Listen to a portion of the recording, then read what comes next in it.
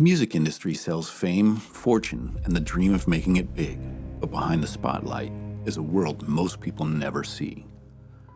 Exploitation, manipulation, control, broken artists, and a system that often profits from talent while destroying the people behind it.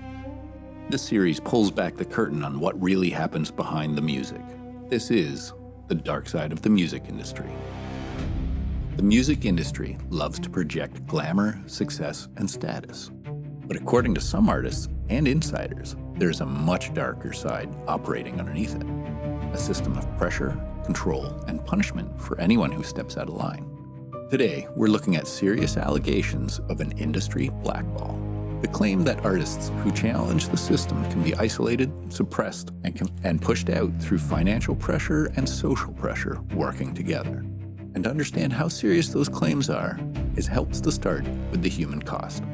The public image of success can hide a deeper reality. Pressure to maintain a facade, pressure to perform a lifestyle, pressure to keep selling the illusion, even while the person behind it is struggling inside the machine.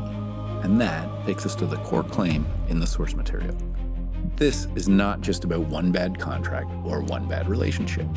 It's about an alleged system in which artists who challenge power structures can be isolated and disciplined using money, access, and reputation as weapons. So how could a system like that even work? According to sources, it starts with the basic structure of the record deal itself. The money flow is tilted heavily toward the label from day one. The label takes the lion's share. The artist gets only a small fraction of the value their work creates. Then there's the advance. It looks like a gift, but it functions like a loan.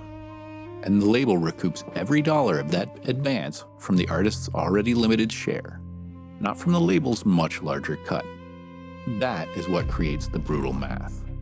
If an artist gets a $1 million advance and only repays it through that small royalty slice, the music may need to generate something like $8 million in total before the artist sees another meaningful royalty check. And the long-term stakes can get even higher when the contract includes ownership language like in perpetuity. That can mean the label holds the artist's master recordings forever, locking them out of owning the original source of their own work. So those are the mechanics on paper.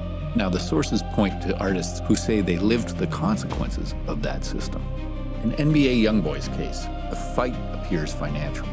Ownership, masters, fair compensation, and the cost of trying to break free from a structure that made him valuable. In Osiris's case, the rebellion described in the sources are different. Less about contracts on the surface, more about rejecting the fake image, the lifestyle performance, the illusion the system expects the artist to keep selling, whether it's real or not. Put those stories side by side, and you get two different forms of rebellion. One financial, one ideological. But according to sources, the alleged consequences look similar. Throttling, suspension, a sudden loss of support, and the control they describe is not just contractual. The sources point to another layer.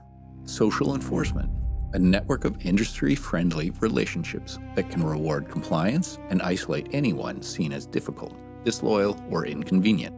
In that framework, the punishment does not need to be written down. It can happen through silence. Fewer collaborations, fewer cosigns, fewer promotional boosts. And in an economy run by attention, social exclusion can become a powerful form of discipline.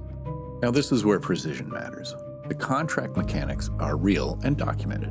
Revenue splits, recoupment, long-term control of masters.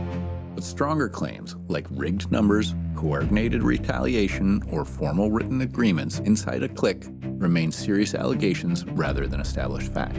So why does any of this matter? Because this dynamic does not just affect a few artists at the top, it shapes the wider music landscape. Who gets heard, who gets paid fairly, who gets ownership, and whether creative freedom is truly possible for the next generation. And that leaves us with the biggest question of the digital era. How much can a streaming algorithm be used to quietly suppress an artist?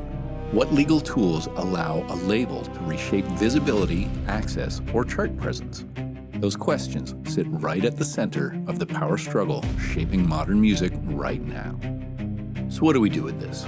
We stop pretending the industry is just a meritocracy where the best songs win and the audience decides everything.